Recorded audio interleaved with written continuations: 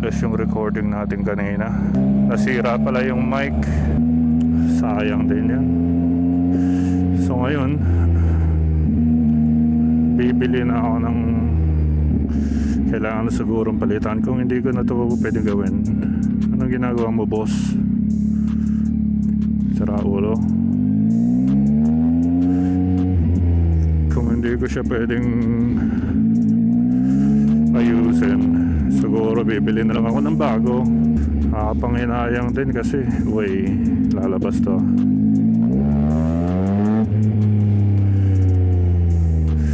Mga nasa 130 ata, 140 ang isa, receiver lang.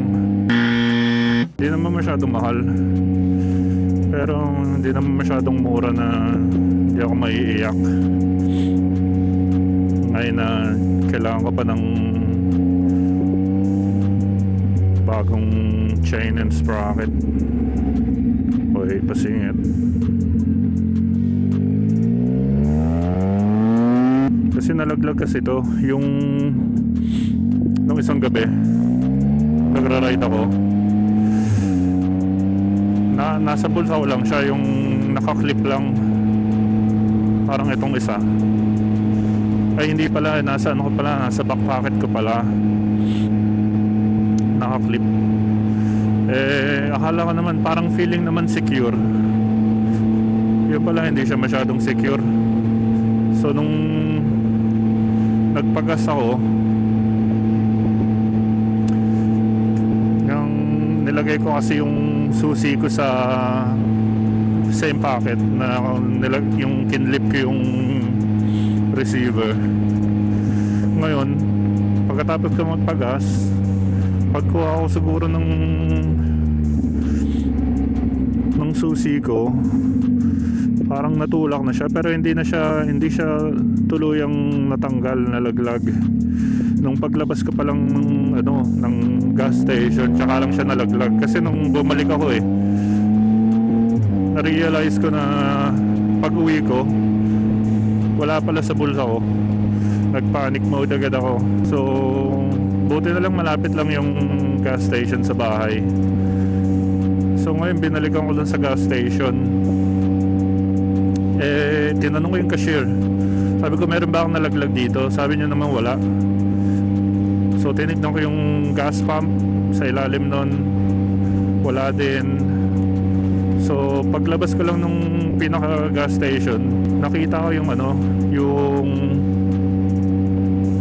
yung mismong ilaw nung receiver, nung transmitter pala, transmitter, kaya siya nakita. Kala ko swerte ko na kasi yung dead cat nadali, kasi siguro nasagasaan, pero ang part na nasagasaan yung sa may dead cat, kasi yung in-inspect yung body ng transmitter, okay naman siya, pero yun nga lang, kala ko nga okay lang siya. Pero ngayon sinubukan ko, wala siyang audio. So nung pagpunta ko dun sa vape shop, yun yung sinasabi ko, pero hindi nga siya gumagana, so walang recording. Pero siguro naman ito meron tong recording, kasi ito yung ginagamit ko kanina, yung para sa sa exhaust. Ito yung exhaust mic ko.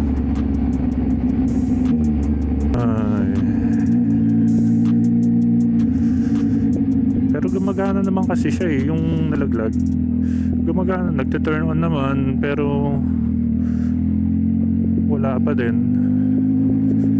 Lahat gumagana talaga, yung mga yung recording, yung 32-bit float gumagana, tsaka yung power, yung noise cancellation gumagana naman. Yung recording lang talagang mismong hindi gumagana. So titignan ko kung hanapin ko kung meron talaga silang merong yung hard reset, kasi Kasi masyado naman yung weird. Kasi mukha namang hindi siya tinamaan pero hindi na siya gumagana. Wala talaga siyang gasgas. 140 pa. Bili ko na rin sana ng chain and sprocket yun. Sayang naman. So kinabet chain and sprocket. Ang sarap ng chain ko ngayon. Talagang lubricated siya. Malalaman mo talaga kung lubricated yung chain mo eh. Kasi sa akin kanina ang parang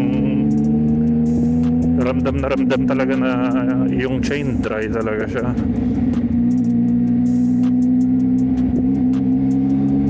Pero nasanay na lang yata ako kasi ilang linggo ko rin hindi nagawa.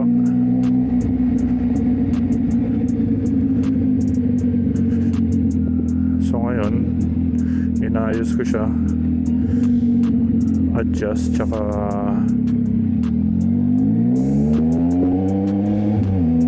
nilagyan ko ng lubricant. Ramdam na ramdam talaga pagkakaiba. Nasa 40 tayo, hindi tayo makahataw.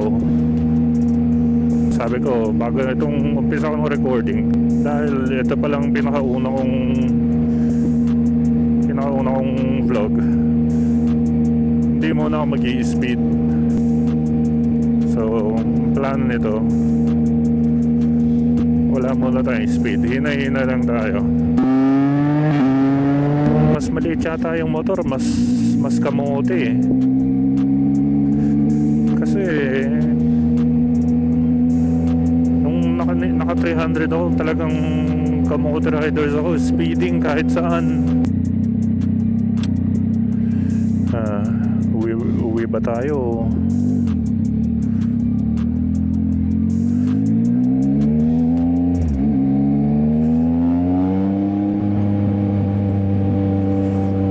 Sarap pumataw eh. Teka, saan ba tayo dadaan? Siguro daan muna tayo sa ang tawag dito kasi Yara Boulevard. Ito nang pinakamalapit na twisties sa amin.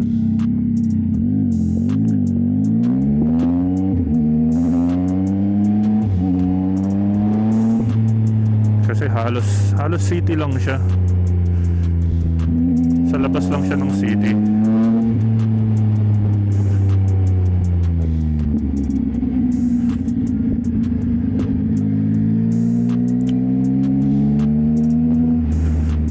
Siguro mula sa bahay papunta doon mga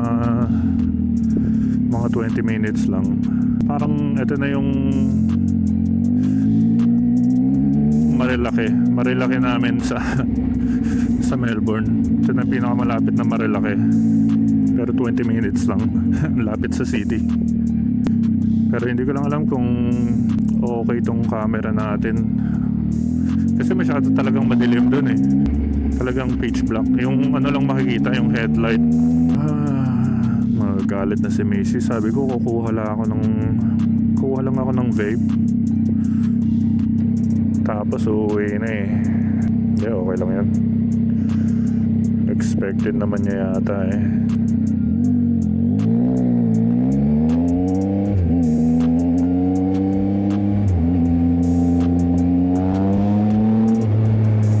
Yan, sisigawan na lang ako nun. Oy, camera 60. Oy, ano ba?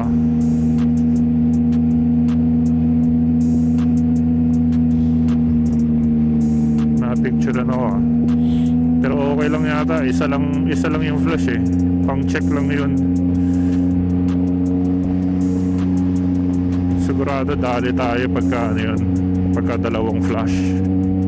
Kasi una pan check, tapos yung pangalawa, yun na talaga yung photoshoot mo. Doon ka na magkakaroon ng fine. Anong nangyari dito?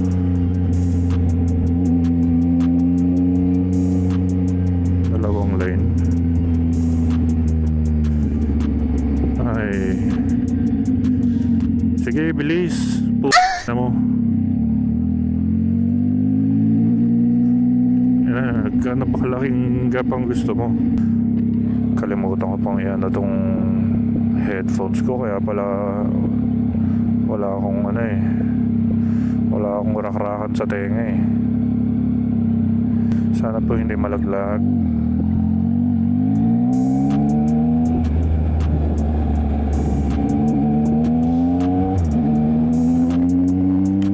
Huwag ka po malaglag. Oy po. Maikli lang naman yung dadaanan nating highway. Siguro mga 2 kilometers siguro. 3 kilometers. Oo. 70 na pala.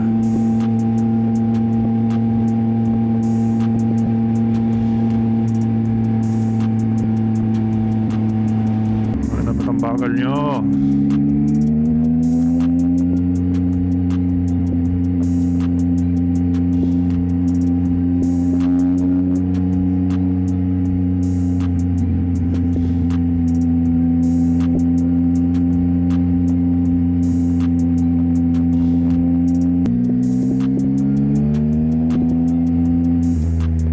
Police, no? May police, baka hindi tayo makahirit dito.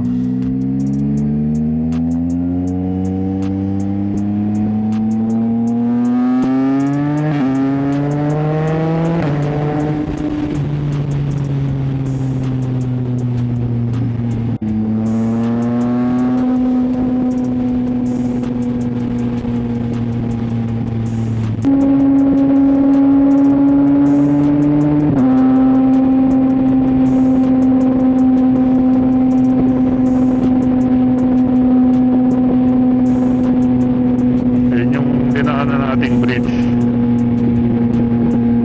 Doon tayo. Uy po.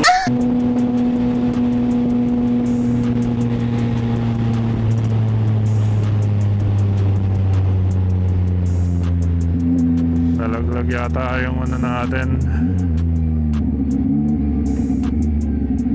Sabi na nga ba, dapat pala binulsa ko na eh.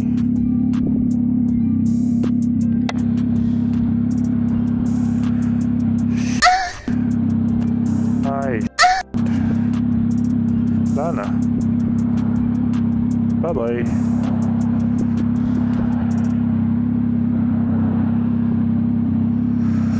Oh, hanapin ba natin yun?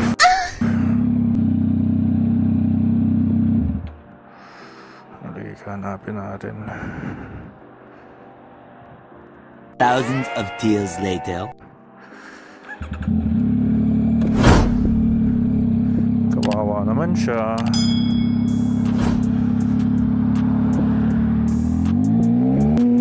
Sabi ko na nga ba eh, dapat binulsa ko na eh. Akala ko naman kasi mag-i-stay. Masyado akong nagtiwala dun sa magnet niya. Naramdaman ko eh. Kasi medyo malayo na rin eh. Siguro umpisa ng exit yata yan eh. Sana umabit yung battery ko. Doon na rin ako magpapalit sa Yara Boulevard. Doon sa bridge mismo. Pagdating natin, magpapalit na ako ng battery. Kasi sigurado hindi na ito aabot ng pauwi.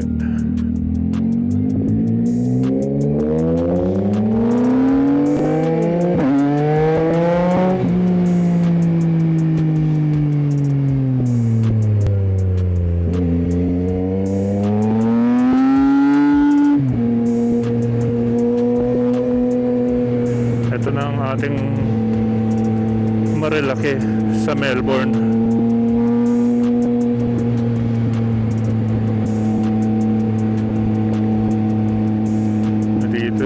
Dito ang karamihan, dito na siyang karamihan nagbabanking kung ano-ano man. Tulad nandito, ito sharp turn.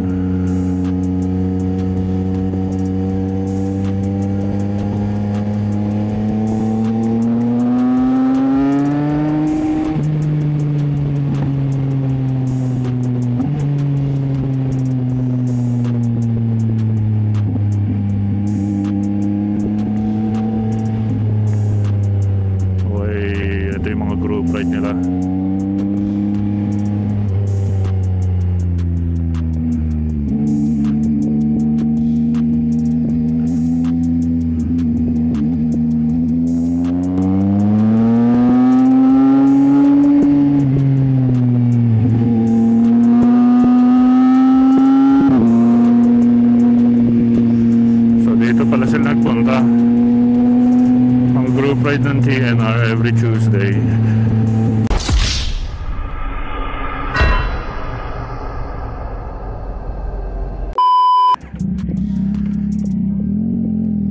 Let's go.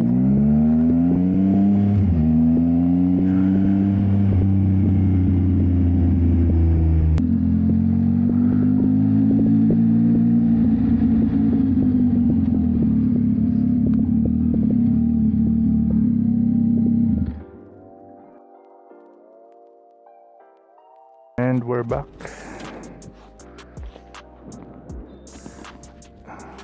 Wala talagang magandang lalagyanan tong mic na to.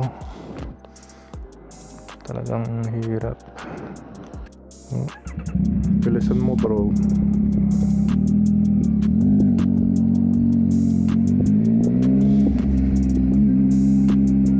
Wait, saka lang.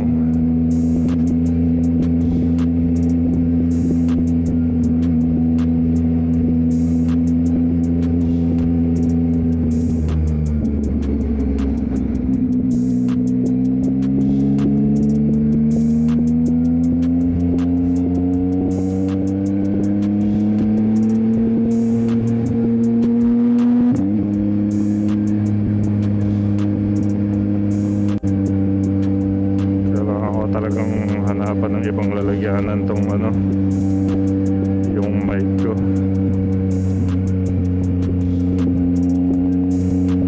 Hindi naman siya masyadong comfortable. Parang feeling ko lagi kong hinahalikan yung mic.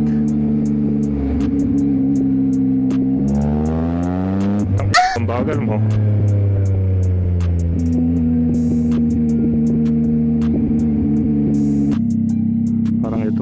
Puro complain lang.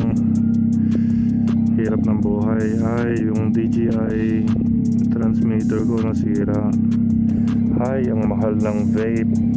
Ay, hindi ko malaman kung saan nilalagay itong mic.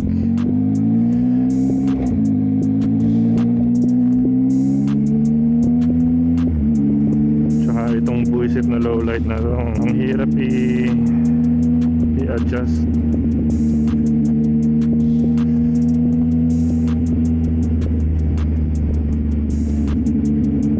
Mag-iisang po na akong naka Ace Pro 2, hindi ko pa rin maano yung low light.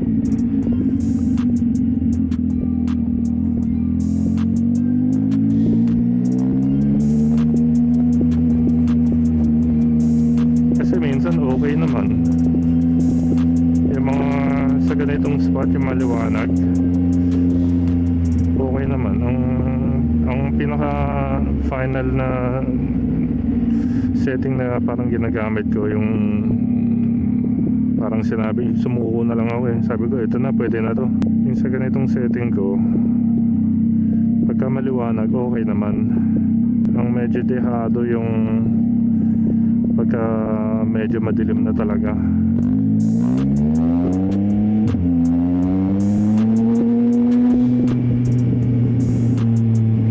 Nawawala yung mga